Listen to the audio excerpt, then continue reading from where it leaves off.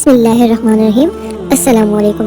آج ہم ایک واقعہ بیان کریں گے، بسم اللہ کی برکت۔ کہا جاتا ہے کسی علاقے میں قطع سالی پیدا ہو گئی۔ اس قطع سالی کی لپیٹ میں نہ صرف انسان بلکہ چرند و پرند سب اس کا شکار ہو گئے۔ منشی ملکہ بہت پریشان تھے۔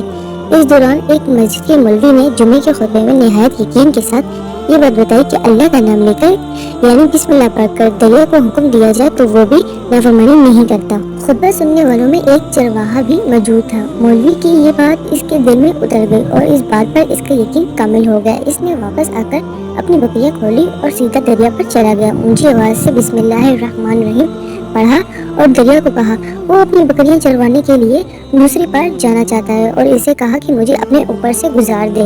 یہ کہہ کر اس نے اپنی بکریوں کو لیا اور دریا پر چلتا ہوا دریا پار کر گیا۔ دریا کی دوسری طرف کا علاقہ گھاس سے بھرا پڑا ہوا، درختوں کے پتے بھی سلامت تھے کیونکہ کسی کو یہاں تک آنے کی رسائی نہیں تھی۔ اس نے خوب اچھی طرح اپنی بکریوں کو سیر کروایا اور واپس لوٹ آیا۔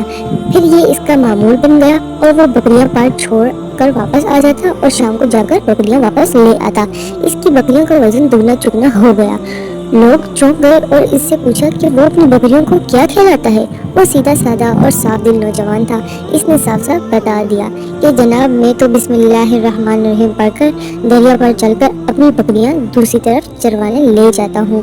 یہ بات سب نے سنی مگر کسی نے اس چرواہے کی بات پر یقین نہیں کیا کیونکہ نہ قابل یقین بات تھی۔ مگر بات ہوتے ہوتے مولوی صاحب کے پاس پہنچ گئی۔ مولوی صاحب نے اس چرواہے کو بلایا اور سارا ماجرا پوچھا۔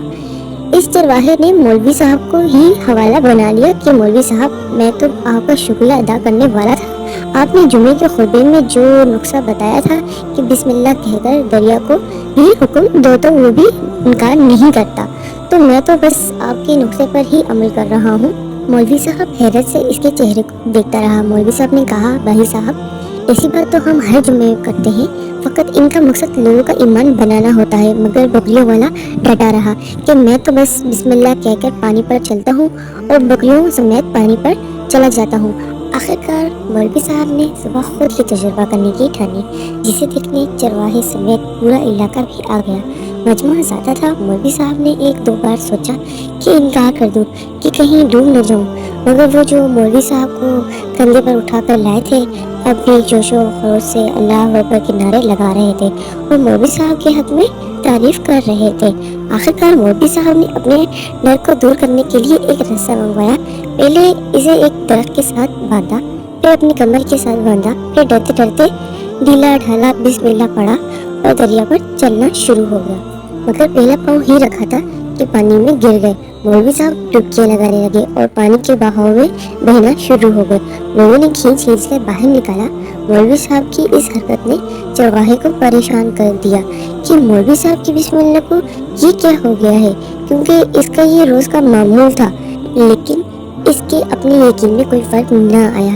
اس نے بسم اللہ کہہ کر بکریوں کو پانی کی طرف اشارہ کیا اور خود ان کے پیچھے چلتا ہوا پار چھوڑ کر واپس بھی آ گیا۔ لوگ اسے ولی اللہ سمجھ رہے تھے اور اس کے حق میں نعرے لگا رہے تھے، مگر وہ سب سے بے نیاز سیدھا سادہ انسان تھا۔ وہ مولوی صاحب کے پاس پہنچا اور کہا مولوی صاحب میں آپ کی بسم اللہ کی تعریف سے کافی پریشان تھا، مگر پانی پر چلتے ہوئے مجھے آپ کی بسم اللہ کی بیماری کا پتہ چل گیا۔ اس چرواہے نے درخت سے بندھی رسی کی طرف اشارہ کیا اور کہا مولوی صاحب یہ ہے آپ کی بسم اللہ کی بیماری، آپ کی بسم اللہ کی برکت کو یہ رسا کھا گا۔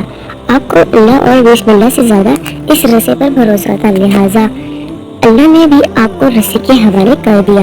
پھر کہنے لگا مولوی صاحب آپ بھی کمال کرتے ہو، میں نے آپ کے منہ سے سنا اور یقین کر لیا اور میرے اللہ نے میرے یقین کی لاج رکھ لی، مگر آپ نے اللہ کا کلام سنا مگر یقین نہ کیا، لہٰذا آپ کو اللہ نے رسوا کر دیا۔